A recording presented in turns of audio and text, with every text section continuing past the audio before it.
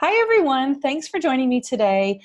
I love to interview past clients who have had huge successes. And today I'm going to introduce you to Krahling, who is a client who has done exactly that. She designed her life on purpose. And today I want her to tell you her story of how she made her life and her dream come true. And it really took some very specific planning to make it happen. And so Krahling, thank you so much for being here. Thanks for having me, Jen. Christine is a podcaster, and she launched her podcast, Bloom Where You Were Planted, very purposefully. You were very intentional about making this dream of yours a reality. So today, I want to talk about a couple of things, and I'm going to get you going. But first, can you tell us a little bit about who you are, what you do, what your podcast is about?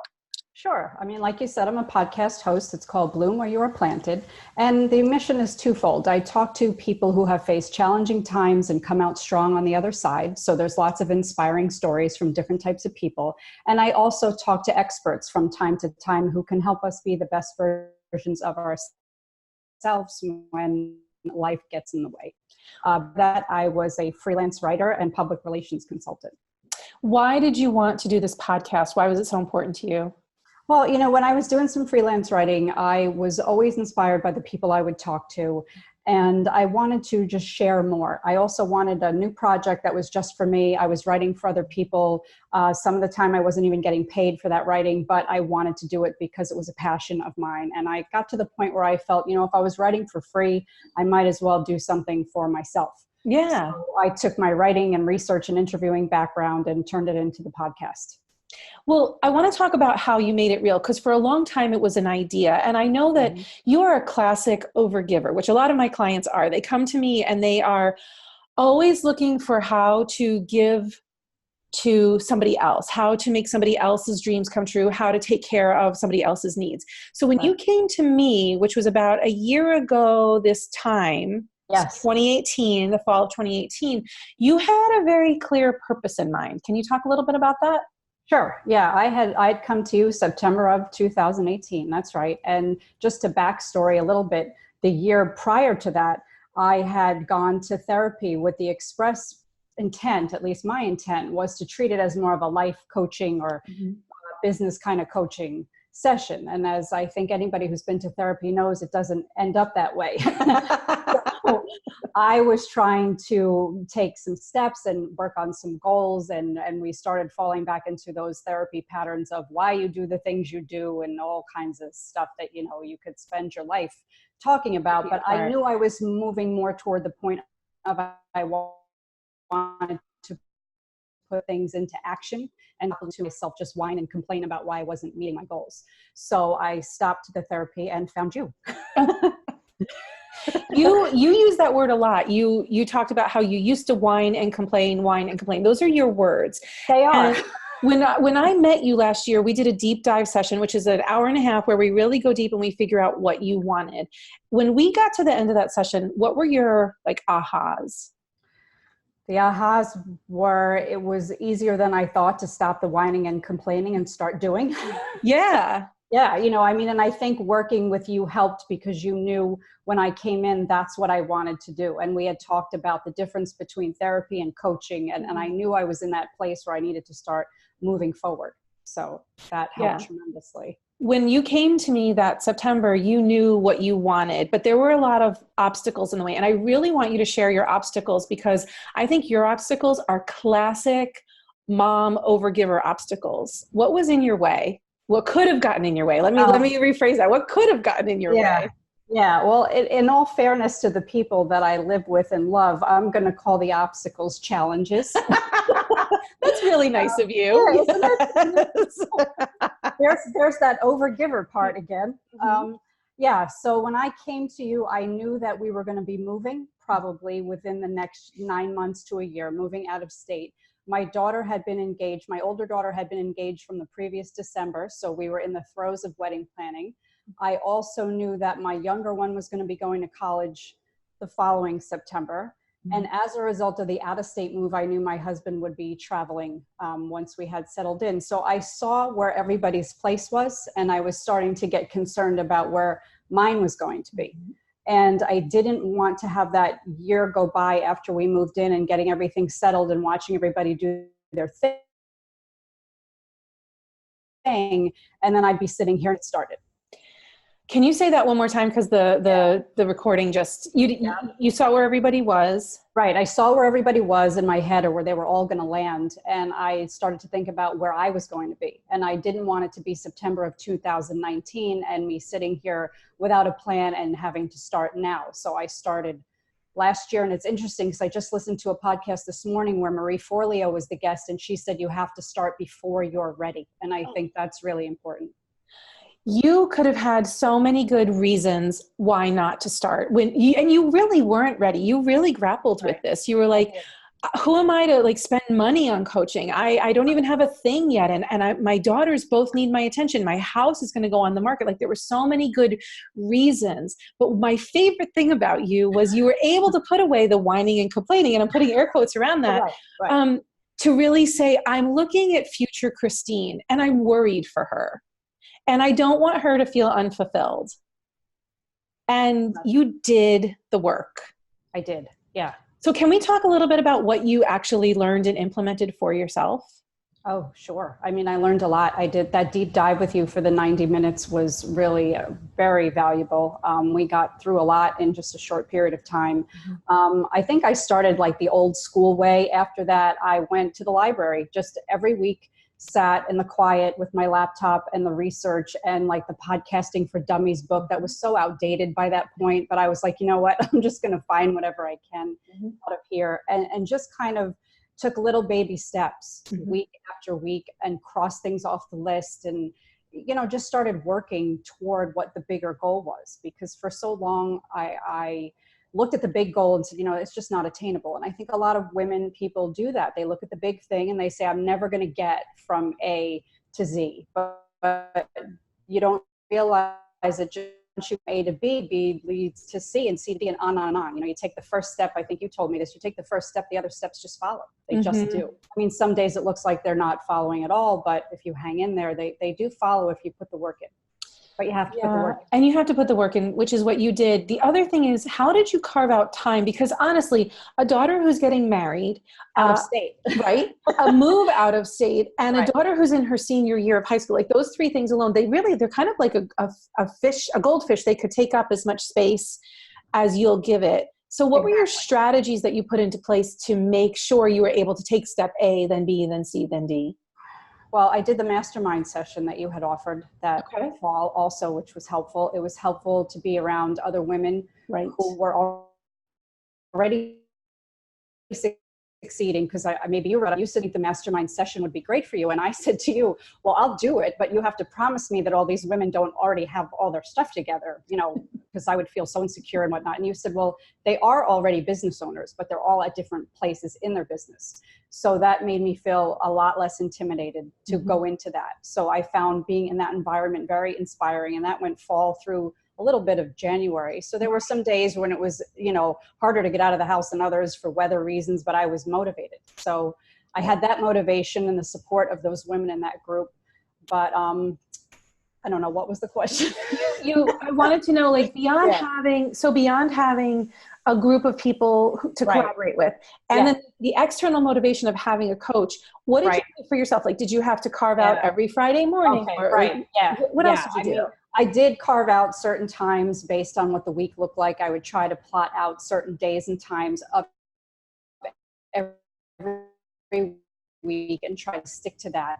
So for library stuff, I tried to do that like every Monday, just to get out of the house, no matter what the weather was, and just go sit in the quiet and do stuff. Yeah, carving out the time is really important. Keeping up with the yoga practice is also important, because I find that when my mind is still, other things have a chance to break through. So that was always helpful on a weekly basis, you know, to just keep my head together where it needed to be. And also setting boundaries, which was really hard. I mean, you and I talked about that, and it's tough to tell your family when they're going through certain things and they need you, like, hey, I'm just not going to be available at these times. And what was funny to me was you had said, you know, you don't sit down with all of them and make this big announcement like, okay, people, this is the way it's going to be now. Monday, Wednesday, Friday from 10 to 2, I can't talk to you. You don't do that. You just start implementing it. You start changing your reactions to the constant text messages that come through during the day and the phone calls and such. And you just react differently, and you see that everybody else starts to support and respect. And it's not to say my family was not supportive. They were, they are, they always have been. But I think when you've got someone who's always been there for people starting to take steps for themselves, it's a learning curve and an adjustment for everybody. It's 100%. Not big, it's not huge, but it is a little bit of a thing. So what you just said, I think, is vital, because a lot of women have set it up in their, either at their workplaces or in their family lives, that I'm always available to you. And when you shift the paradigm to be available to yourself, the big worry is, will they feel disappointed in me? Will they feel like I've abandoned them? Right. And so I'm curious, did you guys have any big conversations or blow-ups? Did everybody survive? Like, well, what happened when you put these little things in place? Everybody survived. And it's funny that you say big blow-ups. There were never really any big blow-ups, but after we did that, it was the September, it was the new January workshop, I think, which was way before I started with you at the mastermind. It was that January workshop we had done. And the kids had just gotten engaged the month before. So they had come up and we had started plotting out the guest list and whatnot. And it was funny, we were all sitting at the dining room table, each of us with a laptop except for the bride, which I thought was hilarious. I had mine out, her fiance had his out, my younger one who was maid of honor, there was like meeting in the minds, and she was sitting there just giving us direction. I'm like, what's wrong with this picture? So in that workshop, you had us plot out quadrants, and like quadrant 1 was everything is an emergency. It was 911, your hair's on fire all the time. Right. And I sat there with them and I said, listen, here's what I'm going to tell you. I am not living in quadrant 1 for the next 8 months. And so it became a joke throughout the wedding planning process. Like, all right, we're in quadrant 1 here. We got to get out, that kind of thing. That's awesome. No, that was like the really only come to Jesus meeting, as Brene Brown would say, that we really, I mean, it was kind of like I said, I started making this and everybody kind of fell into line. Like even now, if I'm recording, I text them all, not available from 2 to 3, that kind of thing. So yeah, everybody's good. Everybody survived. They still love me. I still love them. Right. They still love me. It's a scary lesson though. It's a scary cliff to jump off of. Especially for women who have the pattern and it's been going on for years, and they don't know what's on the other side when they take the leap. But I know for them, people will survive and they'll actually be better for it. Like they'll be stronger, they'll be more independent. Right. And then you get to put the oxygen mask on and have something for yourself. Right. Exactly. So the other reason I really wanted you to have you on today was talking about this month how planning creates freedom for us. And many creative women don't believe that. They like to kind of go by the seat of their pants and be spontaneous. But what they find is that if you don't plan and you're just always spontaneous, kind of you're just always running around like a chicken with your head cut off, kind of, or you're playing whack-a-mole, like do this, do this, do this, do this. Right. And I know that you're by nature a planner, but you're also a creative woman. And I wanted you to chime in. What are your thoughts on my assessment that freedom comes from planning, which is kind of antithetical, especially to a highly creative woman? Yeah, no, I mean, I absolutely agree. There's that expression, if you fail to plan, you plan to fail. And I don't know that that's necessarily the case all the time. That sounds a little harsh, but I don't know. I just think that some people are wired differently, and I'm wired as a planner. And the whole fly by the seat of your pants thing, no, that's not me. I mean, I do like some spontaneity. I think you and I have talked about, finding more time to play, that kind of thing. Yes. For some people, that just comes easier than others. Planning just comes easily. It's who I am. I still keep a real to-do list. I have a digital calendar, but I have a paper calendar. I like to plan. I mean, but I also like to leave white space, knowing in reality, things are going to come up. You're going to need to have to, juggle some stuff around and make some adjustments, but I feel better when I'm planning. So what I just heard you say is 2 things. You said you have to find time to play, which is planning. Like play doesn't just happen spontaneously. And if play happens spontaneously all the time, then we're generally not terribly efficient or productive. And then the second thing you said was, I like to leave white space for things that come up. And again, that's a way of planning for flexibility. Like it's a way of planning for, oh, look, I have an open spot in my calendar. I can go for a walk, or I can meet my friend for coffee. That's the play that I want to do. So every time you plan for play or spontaneity, you are actually more productive. And I know that most women most women want to be more productive, even the ones who are super creative. Like what they tell me, like I have a few people in my mind right now, like the women who are so creative and they resist planning so much. But the other thing that they really want is like, they want to get more done and they want more free time. I mean, that's the ideal, to have the structure, but yet the freedom for the spontaneity. And I know that there are way more creative people than me. Like when you say creative, I think photographers, artists, graphic designers, that kind of thing. And it's funny because when I was an editor, part of being a good editor is working with your art department, and you see very quickly how each mind works very differently. Yes. Just that left brain, right brain kind of thing. I'd love to be one of those people that is way more spontaneous, and maybe one day I will be. I don't know. But, for me, I'm as spontaneous as I can be. And yeah. I've stopped judging myself for not being so spontaneous. It's just something that it's like not the way that my brain works. So given that you're highly structured and that it really has served you and that you've learned how to look to your future self, do you have any advice for people, like some strategies that people are always looking for strategies or tactics to help them be more productive? Well, I think you have to find what works for you. I think you first have to get real with who you are. Like I'm saying, if you're always this planner person, all of a sudden ripping up the calendar and saying, whatever happens, happens, that's not going to work for you.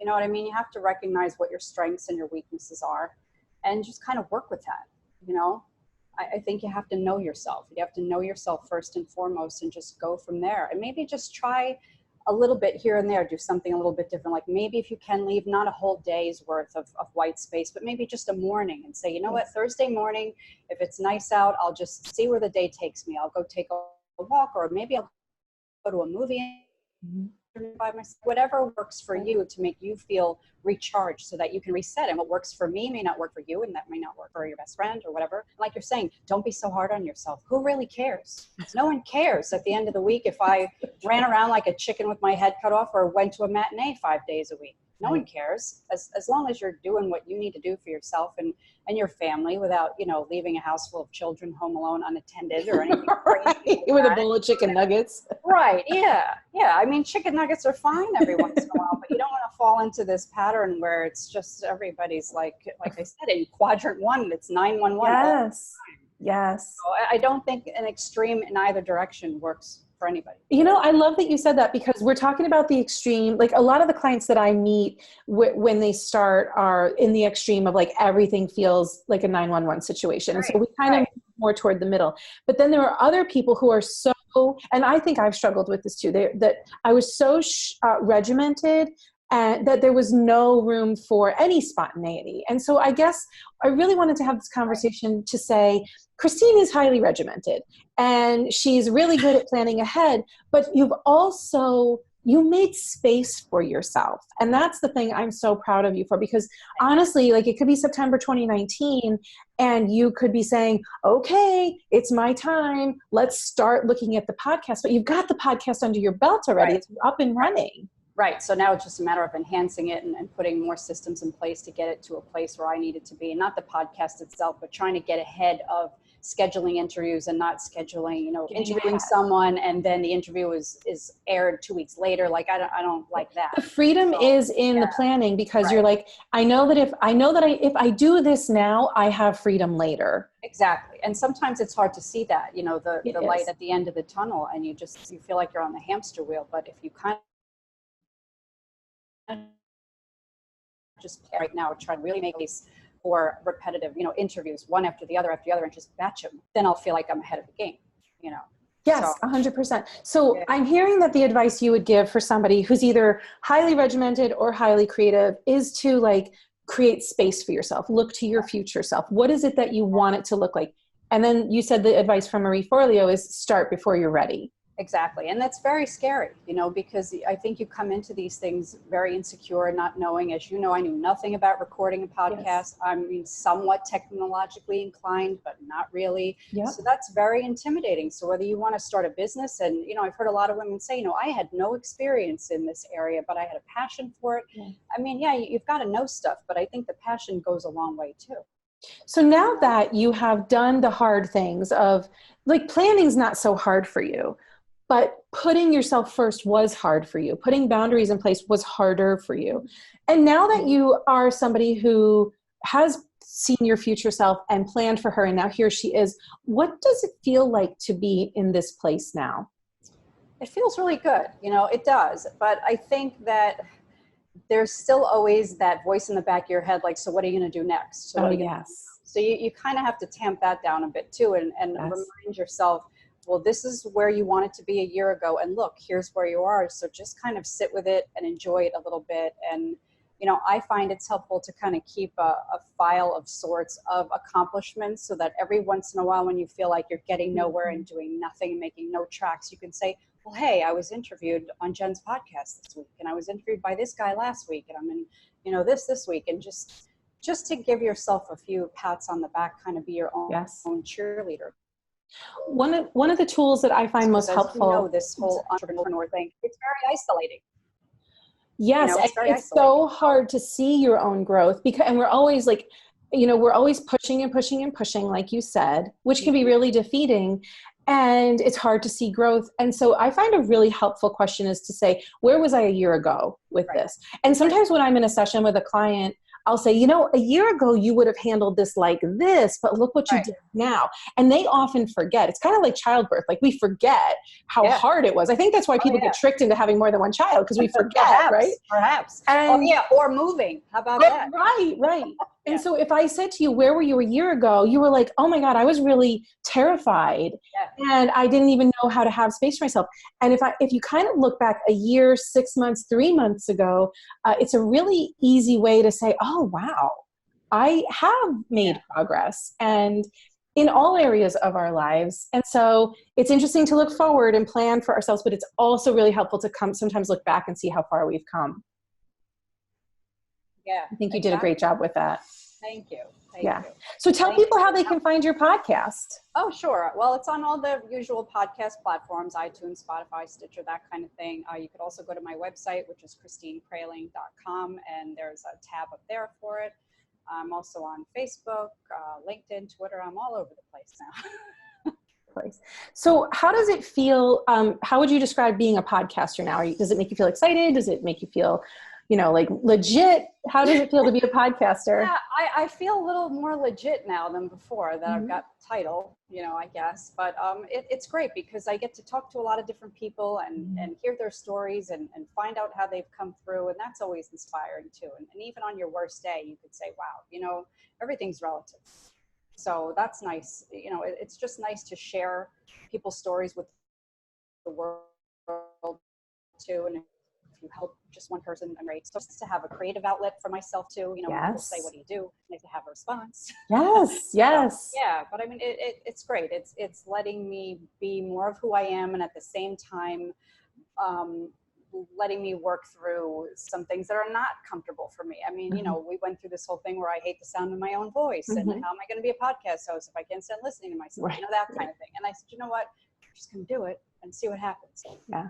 And you did. I'm so proud of you. And thank you so much for being a success story for me, because you're exactly where you came from. Like, so many women come from there, but then they stay in their story that, no, I have to be available to everyone. And I want people to see that you can be available to everyone. And with a little planning, you can also have the thing you want for yourself. And it doesn't have to suck up your life. Exactly. Yes, I love it. Thank you so much, Christine. I really appreciate it. Thank you, Jen. I really enjoyed talking to you today.